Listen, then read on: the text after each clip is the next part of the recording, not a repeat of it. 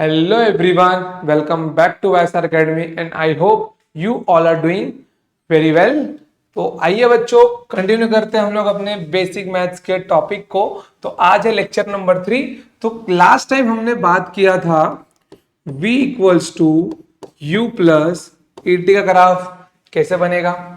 Second क्या देखा था, s equals to u t plus half at square का ग्राफ कैसे बनेगा। और आज हम लोग देखने वाले हैं कि v square equals to u square plus 2as का ग्राफ कैसे बनेगा। तो आइए सबसे पहले एक बेसिक सा रिवीजन मैं आपका ले लूं जो मैंने आपको फर्स्ट टाइम सिखाया था इन दोनों वीडियोस में। आइए तो सबसे पहले हमने क्या देखा था, v equals to u plus a t का ग्राफ, और दूसरा क्या देखा था v equals to u minus a t का graph. Okay, v equals to u minus a t का ग्राफ। अब ये जो ग्राफ है, ठीक है, ये हमको क्या मिल गया था, ये हमको मिल गया था स्ट्रेट लाइन। क्या मिल गया था बच्चों, स्ट्रेट लाइन मिल गया था, ठीक है। और इसको हमने कंपैरिजन किससे करके निकाला था, y equals to m x plus c से किया था, जहां पर मैंने क्या बोला था कि अगर थीटा मेरा लेस देन 90 डिग्री है, ठीक है, थीटा अगर लेस देन 90 डिग्री है तो m कैसा होगा, पॉजिटिव होगा। थीटा अगर ग्रेटर देन 90 डिग्री है तो m कैसा होगा, निगेटिव होगा। तो ये बातें हमने स्ट्रेट लाइन वाले ग्राफ में देखी थी। चलिए, और सेकंड वाला मेरा क्या था, सेकंड वाला मेरा था second kinematical equation s equals to u t plus half at square, और उसके बाद क्या था s equals to u t minus half at square. ठीक है बच्चों, देखो इसका ग्राफ मुझको क्या मिल गया था, इसका ग्राफ मुझे मिल गया था पैराबोला। क्या मिल गया था बच्चों, पैराबोला मिल गया था। पैराबोला को एक और नाम क्या है, यू शेप ग्राफ, ठीक है, यू शेप ग्राफ। अब देखो, अब इस वाले ग्राफ में मैंने अब इसको कंपैरिजन किससे करवाया था, मैंने इस ग्राफ का कंपैरिजन करवाया था आपको y equals to a x square plus b x plus c, जहां पे c की वैल्यू 0 थी। कोई दिक्कत की बात नहीं है, ठीक है। चलो अब देखो यहां पर, अब यहां पर जो इक्वेशन है मेरा, ये जो पैराबोला मेरा बनता है, ये अपवर्ड ओपनिंग होगा या फिर डाउनवर्ड ओपनिंग रहेगा। ये डिसाइडिंग फैक्टर कौन होता है, एक्स स्क्वायर का कोएफिशिएंट होता है, और यहाँ पे क्या होगा, टी स्क्वायर का कोएफिशिएंट होगा। क्या होगा मेरा, वो डिसाइडिंग फैक्टर होगा। तो यहाँ पे क्या बोल सकता हूं मैं, if A is greater than 0, तो मैं क्या बोल सकता हूं, ये मेरा क्या होगा, ओपनिंग अपवर्ड पैराबोला। क्या होगा बच्चों, ओपनिंग अपवर्ड पैराबोला होगा, ठीक है। और अगर मेरे a की वैल्यू लेस देन 0 हुआ तो क्या क्या बन जाएगा, ये ओपनिंग डाउनवर्ड पैराबोला। क्या बन जाएगा, ओपनिंग डाउनवर्ड पैराबोला, ठीक है। और रही बात कि इंटरसेप्ट क्या होगा, वो तो इक्वेशन में आपको दिया हुआ ही होगा, ठीक है। तो उसमें सोचने की कोई बात नहीं है, बस ये ऊपर ऊपर से ओवरऑल बातें थी जो हमने देखी थी अपने इक्वेशन में, ठीक है बच्चों, मतलब अपने ग्राफ को जब हम लोग पढ़ रहे थे। तो आज जो तीसरा इक्वेशन हम लोग पढ़ने वाले हैं, v square equals to u square plus 2as का ग्राफ कैसे बनेगा, उसके पहले आप लोग पैराबोला के कुछ ग्राफ्स पढ़ लो, ठीक है बच्चों। देखो अब ये देखो, अगर आप लोग 11वीं के बच्चे हो या 12th के बच्चे हो या फिर रिपीटर के बच्चे हो, 11वीं के बच्चे में भी इसके बारे में न जानते हो, बट 12th और रिपीटर जो बच्चे रहेंगे वो इस ग्राफ को अच्छे से जानते हैं, ठीक है। तो देखो यहां पर जैसे कि मेरा जो पैराबोला होता है वो क्या होता है, देखो पैराबोला में एक क्या होता है, स्क्वायर का टर्म होता है। तो मैं यहां पे अगर इक्वेशन लेता हूं, मैं इक्वेशन लेता हूं y square equals to 4ax का, किसका लिया मैंने, y square equals to 4ax का लिया। अब देखो ये इक्वेशन आपको याद करना है, ठीक है, ये इक्वेशन आपको याद करना है, अब भी के लिए याद कर लो, कोई दिक्कत की बात नहीं है। चलो देखो यहां पर, अब ये ग्राफ जो आपका बनेगा, ठीक है, y और x एक्सिस के बीच में बनेगा। तो इतना चीज ध्यान में रखना कि अगर इक्वल्स टू के इस साइड कांस्टेंट के साथ जो भी बैठा होगा अगर उसकी पावर 1 है तो ग्राफ उसी के अबाउट में सिमेट्रिक बनेगा, ग्राफ उसी के रिस्पेक्ट में सिमेट्रिक बनेगा। जैसे कि मेरे कहने का मतलब क्या है, मैं बोलना चाहता हूं कि अगर ये मेरा y एक्सिस है, ठीक है, अगर ये मेरा y एक्सिस है और ये मेरा x एक्सिस है, ठीक है, तो यहां पर मेरा x का पावर 1 है तो मेरा ग्राफ देखो स्क्वायर की वजह से तो इसको पैराबोला, ये मेरा क्या बनेगा, पैराबोला बनेगा। बट x की पावर 1 है, इसके लिए यहां पर मैं क्या करूंगा, इस ग्राफ को x के अबाउट सिमेट्रिक कर दूंगा। ये आपको याद रखने की ट्रिक है कि अगर x की पावर 1 हुई तो इस ग्राफ को x के अबाउट सिमेट्रिक करना है। अब देखो ये ग्राफ हमको क्या बोल रहा है, ग्राफ हमको बोल रहा है कि x की किसी एक वैल्यू के लिए, कि x की किसी एक वैल्यू के लिए y की दो वैल्यूज हैं, ठीक है, x की किसी एक वैल्यू के लिए y की दो वैल्यू पे, लेट सपोज कि मैंने इसको x1 बोल दिया तो यहां पर मुझे y की दो वैल्यूज मिल जाएंगी, यहां पर मुझे y की दो वैल्यूज मिल जाएंगी, ठीक है। कोई दिक्कत इसके अंदर आपको नहीं है ना। चलो x की एक वैल्यू के लिए मुझे y की दो वैल्यूज मिल गई, एक महाशय पॉजिटिव है, चाहिए तो इसको नाम दे दो प्लस y1, और एक महाशय नेगेटिव है तो इसको नाम दे दो नेगेटिव y1, ठीक है। जैसे कि इक्वेशन क्या है मेरा, y square equals to 4ax, take root, तो y की वैल्यू क्या मिल जाएगी, प्लस माइनस रूट 4ax। तो देख रहे हो x की मैं अगर कुछ भी वैल्यू रखता हूं तो मुझे दो आंसर मिलेंगे, एक तो प्लस में और एक माइनस में। मतलब x की किसी एक वैल्यू के लिए मुझे y की दो वैल्यूज मिल रही हैं। कोई दिक्कत इसके अंदर, वो दो वैल्यूज क्या है, काम करो, बहुत सिंपल है बट फिर भी सेपरेट करके लिख लो आप लोग कि y की वो दो वैल्यूज कौन कौन सी है, एक है प्लस रूट 4ax और दूसरी क्या है माइनस रूट 4ax, ठीक है बच्चों। चलो और यहां पे क्या क्या लिख सकते हो, this graph is symmetric about x axis. कहां लिखूं, यहां पे लिख देता हूं, graph is symmetric about, graph is symmetric about x axis, ठीक है। चलिए अब उसके बाद दूसरा क्या ले रहा हूं मैं, दूसरा ले रहा हूं मैं Y square equals to -4ax। फिर से वही बात कि ग्राफ तो मेरा x के अबाउट ही सिमेट्रिक बनने वाला है क्योंकि x की पावर मैंने 1, यहां पे मेरी 1 है, तो बट अब ये -x में बनेगा। अब ये कहां बनेगा, अब ये -x में बनेगा। कुछ नहीं, ग्राफ तो बनाना बहुत आसान बन गया अब, और आप सब समझदार बच्चे एकदम, ठीक है। चलो this is -x, this is +y and graph is symmetric about -x axis। मतलब ग्राफ मेरा कैसा बनेगा, ऐसा बनेगा।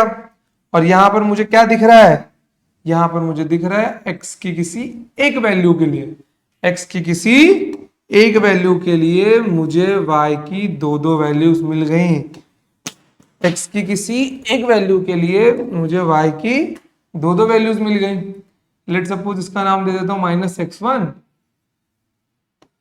और इस पॉइंट के कोऑर्डिनेट भी आप लोग लिख सकते हो x1, y1, यहां पे क्या लिख सकते हो x1, -y1, ठीक है। चलो यहां पे देखो x की एक वैल्यू के लिए y की दो वैल्यूज मिल गई, एक तो ये वाली और एक ये वाली, नाम दे दो इसका, इसको दे दो +y1, इसको दे दो -y1, ठीक है। कोऑर्डिनेट लिख दो इसके -x1 y1 और इसके -x1 -y1, ठीक है बच्चों। कोई दिक्कत इसके अंदर, यहां पे आप लोग अभी और क्या लिख सकते हो, this graph is symmetric about, this graph is symmetric about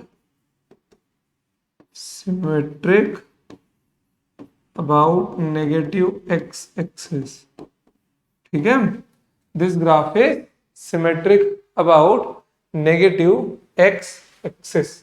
चलिए, कोई दिक्कत की बात नहीं है। आइए बढ़ते हैं आगे हम लोग। आगे क्या मिल जाएगा मुझको, देखिए यहां पर मुझको मिल जाएगा, अब मैं लेता हूं x square equals to 4ay और अब क्या लूंगा मैं, x square equals to -4ay, x square equals to -4ay। ठीक है, चलिए ग्राफ ड्रॉ करते हैं इसका। अब ग्राफ किसके सिमेट्रिक बनेगा, y एक्सिस के सिमेट्रिक बनेगा मेरा ये ग्राफ। ठीक है, कोई प्रॉब्लम तो नहीं है यहाँ पर, होगी भी नहीं यार, सिंपल सा याद है, ट्रिक करना है आपको। ठीक है, देखो अब मेरा ग्राफ किसके अबाउट सिमेट्रिक बनेगा, y एक्सिस के अबाउट है मेरा सिमेट्रिक बन जाएगा। थोड़ा मिटाना पड़ेगा क्या, कोई दिक्कत नहीं, फिर से लिख देते हैं हम लोग, x square equals to 4ay, this is plus y, this is plus x and this is minus x। तो देख लो y की एक वैल्यू के लिए मुझे x की दो वैल्यू मिल गई, y की एक वैल्यू के लिए मुझे x की दो वैल्यूज मिल गई। बस ये वैल्यू, एक ये वैल्यू ज्वाइन कर दो। देख लो y की एक वैल्यू के लिए x की दो वैल्यू मिल गई, प्लस x1 माइनस x1, इसको ले लो y1 प्लस, कोऑर्डिनेट क्या बन जाएगा x1 y1 और इसका माइनस x1 y1। ठीक है बच्चों, कोई दिक्कत है यार, ये क्या है मेरा 0,0 और इसका कोऑर्डिनेट है 0,y1। यहां पे क्या लिख सकता हूं मैं, this graph is symmetric about, this graph is symmetric about positive y axis, this graph is symmetric about positive y axis. और इसी का वाइस वर्सा ये वाला ग्राफ मेरा बन जाएगा अपने आप, कोई दिक्कत नहीं होगी मुझको। ठीक है, चलिए बनाते हैं। अब तो आपको आइडिया लग ही गया होगा कि आपको ग्राफ कैसे ड्रॉ करना है। ठीक है, चलो तो देख लो यहां पे आप लोग, देखो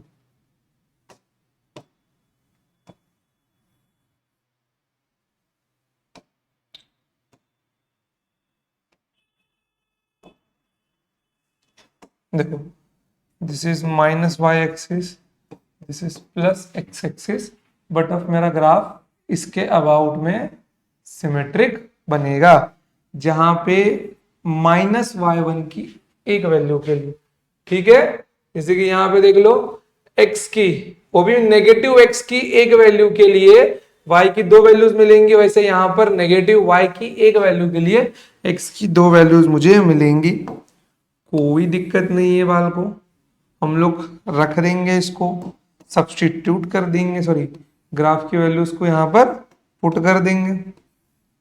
चलो बहुत सिंपल टॉपिक है। ठीक है, कोई दिक्कत आनी नहीं चाहिए आपको, अगर आती भी है तो कमेंट सेक्शन में पूछ लो आप लोग। देखो इसको दे दो माइनस x1, इसको दे दो प्लस x1। ठीक है, इसको दे दो माइनस y1, इसके कोऑर्डिनेट्स लिख लो आप लोग, यहाँ पे आएगा 0,0, इसके लिख लोगे तो क्या बन जाएगा x1 माइनस y1 और इसका क्या बन जाएगा माइनस x1 माइनस y1। कोई दिक्कत, कोई दिक्कत नहीं है। और भाई माइनस मेरा बना था क्या, यहाँ पर एक जगह मेरा बना था, कोई दिक्कत नहीं। ठीक है बच्चों, चलो तो यहां पे ये चारों ग्राफ आपके दिमाग में फिट होने चाहिए। ठीक है, पैराबोला वाला ये चारों के चारों ग्राफ आपके दिमाग में फिट होने चाहिए तो मैं यहां से सामने से आपके हट जाता हूं और दोनों पर एक बार स्लाइड ये वाला आप लोग पॉज करके लिख लो और एक बार ये वाला पॉज करके लिख लो अगर आपने अभी तक लिखा हुआ नहीं है तो। ठीक है बच्चों, चलिए फिर आइए अब आते हैं हम लोग अपने थर्ड काइनेमेटिक्स इक्वेशन पे। क्या है वो? मेरा थर्ड काइनेमेटिकल इक्वेशन।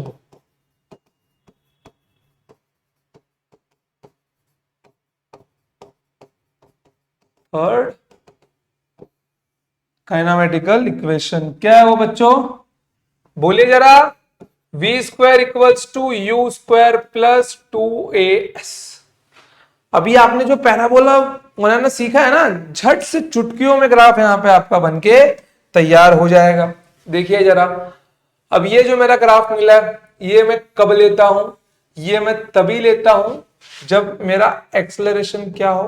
कांस्टेंट हो, या फिर मोशन किस में हो? यूनिफॉर्म एक्सेलरेशन में हो। एक्सेलरेशन क्या होगा मेरा? कांस्टेंट होगा। इनिशियल वेलोसिटी भी मेरी क्या होगी? यहां पर कांस्टेंट होगी, कोई एक फिक्स वैल्यू होगी। ठीक है, चलो तो ये दोनों चीज जब मेरे कांस्टेंट बन गए तो मैं यहां पे क्या बोल सकता हूं कि v is nothing but function of x, v is f of s। बोल सकता हूं ना मैं कि v मेरा क्या है? s का फंक्शन है। v is dependent variable and s is independent variable, कि v s पे डिपेंड कर रहा है। s की वैल्यूज जैसे जैसे चेंज होंगी वैसे ही मेरे क्या होगी? v की वैल्यूज भी चेंज होंगी। ठीक है, चलिए अब देखिए यहां पर मैं यहां पे लिखता हूं if u equals to 0 then we get v square equals to 2as। अगर u की वैल्यू 0 हुई तो मुझे क्या मिल जाएगा? v square equals to 2as मिल जाएगा। And I am going to compare with this equation equals to y square equals to 4ax। क्या दिख रहा है मुझे? कि y के जगह पे, y स्क्वायर के जगह पे v स्क्वायर है, s के जगह, x के जगह पे s है, और 2a और 4a तो कांस्टेंट है भाई। चलो तो इसका ग्राफ बनाना कोई मुश्किल काम है? मुझे तो नहीं लग रहा कि ये आपके लिए अब कोई मुश्किल काम है। एकदम सिंपल बन गया है। ऊपर निकाल लो थोड़ा ग्राफ। ठीक है, देखो ये है मेरा v, ये है मेरा s। इसका ग्राफ मेरा कैसा बना था देख लो, ऐसा बना था। तो इस भाई साहब के ग्राफ कैसा बनेगा? ऐसा नहीं बनेगा। अब कितने भाई लोग ने ये भी ट्राई किया होगा, बट मेरे भाई, मेरे प्यारे भाई, मेरे छोटे भाई, ये तो नेगेटिव पार्ट हो गया। और अगर मैं किसी एक पॉइंट पे देखूं तो ये तो माइनस वेलोसिटी दे रहा है मुझे, और माइनस में वेलोसिटी सिर्फ वेक्टर में पॉसिबल है, कि वेक्टर में माइनस साइन आया है मतलब वो अपोजिट डायरेक्शन की बात कर रहा है। तो मेरा तो वैसे तो वेलोसिटी मेरा माइनस में होता नहीं है, क्योंकि ग्राफ के ऊपर तो सारा अपना क्या होता है? स्केलर फंक्शन होता है। मतलब कि हम लोग सिर्फ डेटा के बारे में बात यहां पे करते हैं। तो ये माइनस वाला टर्म तो यहां पर मेरा आएगा नहीं, सिर्फ मेरा बचेगा सिर्फ इतना टर्म, जो कि क्या होगा? V square equals, sorry, v square equals to 2as का मेरा क्या होगा? ग्राफ होगा। कोई दिक्कत आपको इसके अंदर? कोई दिक्कत नहीं, ये आपका 0,0 है। चलिए अब आप लोग एक ग्राफ और ड्रॉ कीजिए। अब पूरा ग्राफ ड्रॉ करना है आपको। ठीक है, अब आप लोगों को पूरा का पूरा ग्राफ ड्रॉ करना है। किसका पूरा ग्राफ ड्रॉ करना है? V square equals to u square plus 2as का। जब मेरे पास इनिशियल वेलोसिटी आ गई है तो डेफिनेटली मैं, मेरे पास कुछ ना कुछ तो स्पीड होगी पहले से, और मैं इसी पॉइंट से अपना स्पीड स्टार्ट करूंगा। ठीक है, तो मेरा ग्राफ कैसे बन जाएगा बालको? मेरा ग्राफ अब यहां से निकलेगा। ठीक है, 0,u इसका क्या होगा? इंटरसेप्ट बन जाएगा, और इसकी वैल्यू होगी u, और यहां पर मेरा बनेगा एंगल थीटा। कोई प्रॉब्लम आपको यहां पर? कोई प्रॉब्लम नहीं है। चलिए अब बढ़ते हैं आगे। एक और इंपॉर्टेंट टर्म बाकी है आपका। ठीक है, वो क्या है कि अब आप लोग ग्राफ बनाएंगे। इक्वेशन क्या था? You square plus 2as। और अब मुझे ग्राफ आप लोगों से बना के चाहिए इसका। देखना यहाँ पे एक इंपॉर्टेंट फॉर्मूला हमको मिलने वाला है, उसको भूलना मत आप लोग। स्ट्रेट लाइन में पूछूंगा मैं आपसे, ठीक है। क्या है ये? v square equals to S. अब v स्क्वायर बाय एस का ग्राफ आपको बनाना है। किसका ग्राफ बनाना है आपको? v स्क्वायर बाय एस का ग्राफ आपको बनाना है। कैसे बनाएंगे? तो ध्यान देखिए, मैंने सीधा सीधा इक्वेशन के ही टर्म्स को उठा के वहां पे रखा है। तो कंपेयर करो y equals to m x plus c के साथ में। अब y किसके जगह पे बैठा है? v स्क्वायर की जगह पे बैठा है। s x के जगह पे क्या है? s है, तो m के जगह पे क्या होगा? 2a है, और c के जगह पे u स्क्वायर है। तो मुझे क्या मालूम पड़ गया इस ग्राफ से? तो सीधा सीधा ये मालूम पड़ रहा है कि बच्चा ये तो स्ट्रेट लाइन का ग्राफ बनने वाला है। जब ये स्ट्रेट लाइन का ग्राफ बनने वाला है, जब ये स्ट्रेट लाइन का ग्राफ बनने वाला है, तो क्या ही दिक्कत है? बना दो ना स्ट्रेट लाइन का ग्राफ, बना दो। बीच में एंगल कितना है? थीटा है, ठीक है। बीच में एंगल कितना है? थीटा है। और यहां पर कोऑर्डिनेट कितना है? 0, u² है। अब ध्यान देना आप लोग, मुझे m क्या मिल गया है? 2a मिल गया है। m मेरा स्लोप है, ठीक है। क्या है स्लोप? मतलब 2 इंटू a क्या है मेरा? एक्सलरेशन है। मतलब कि मैं अगर v स्क्वायर बाय एस का ग्राफ बना रहा हूं, अगर मैं वेलोसिटी स्क्वायर और डिस्प्लेसमेंट का ग्राफ बना रहा हूं, तो मुझे क्या मिलने वाला है स्लोप में? 2 टाइम्स एक्सलरेशन मिलने वाला है। इसका एक फॉर्मूला और होता है जो v into DV by D S के टर्म में होता है, बट वो मैं आपको स्ट्रेट लाइन में बताऊंगा, यहाँ पे उसकी जरूरत नहीं है अभी, क्योंकि अब तक आपने डिफरेंशिएशन सीखा नहीं है, ठीक है। चलो, तो ये आपका ये टर्म बन गया है, जिसमें से कि ये क्या है आपका बहुत मोस्ट इंपॉर्टेंट फॉर्मूला है कि v स्क्वायर बाय एस के ग्राफ में, v स्क्वायर बाय एस के ग्राफ में स्लोप मेरा क्या होता है? 2 टाइम्स एक्सलरेशन होता है, ठीक है बच्चों। अब ध्यान देना आप लोग, यहां से एक चीज और सीखने को क्या मिल रही है? फॉर्मूले में जो टर्म दिए गए हैं, अगर मैं डायरेक्टली उनको एज इट इज ग्राफ के ऊपर उतार दूं, मतलब कि डिपेंडेंट और इंडिपेंडेंट वेरिएबल को मैं डायरेक्ट जो इक्वेशन में लिखा गया वैसे उठा के रख दूं, तो उनके बीच जो ग्राफ बनेगा वो क्या बनने वाला है? वो स्ट्रेट लाइन का ग्राफ बनेगा। जैसे कि लेट सपोज कि अगर मैं आपको बोलूं कि बच्चा, जैसे कि आपने अभी इक्वेशन देखा y square equals to 4ax था, और अगर आप लोग ग्राफ निकालते हैं y स्क्वायर और x के बीच में, ठीक है, तो ये भी आपको क्या मिलने वाला है बच्चों? स्ट्रेट लाइन ही मिलने वाला है। समझ गए? क्या मिलने वाला है आपको? स्ट्रेट लाइन ही मिलेगा, क्योंकि मैंने डायरेक्ट वही टर्म उठा के यहां पर रख दिया जो मेरे इक्वेशन में दिया गया है। समझ गए? कॉमन सी बात थी, आपको इसको याद रखने की जरूरत है, क्योंकि ये आगे बहुत काम आएंगे जब आप लोग एमसीक्यूज ग्राफ के सॉल्व करने वाले बच्चों। हम लोग बहुत क्वेश्चंस यहाँ पे लगाएंगे, और इसकी डीपीपी शीट्स आपको YSR एकेडमी के टेलीग्राम चैनल पर मिल जाएगी, ठीक है बच्चों। इसकी जो डीपीपी है straight line and quadratic equation की, कहाँ मिल जाएगी? YSR एकेडमी के टेलीग्राम चैनल पर मिल जाएगी, और नीचे मैंने इसका लिंक भी दिया हुआ है, ठीक है बच्चों। ओके, फिर तो आज के लिए इतना ही।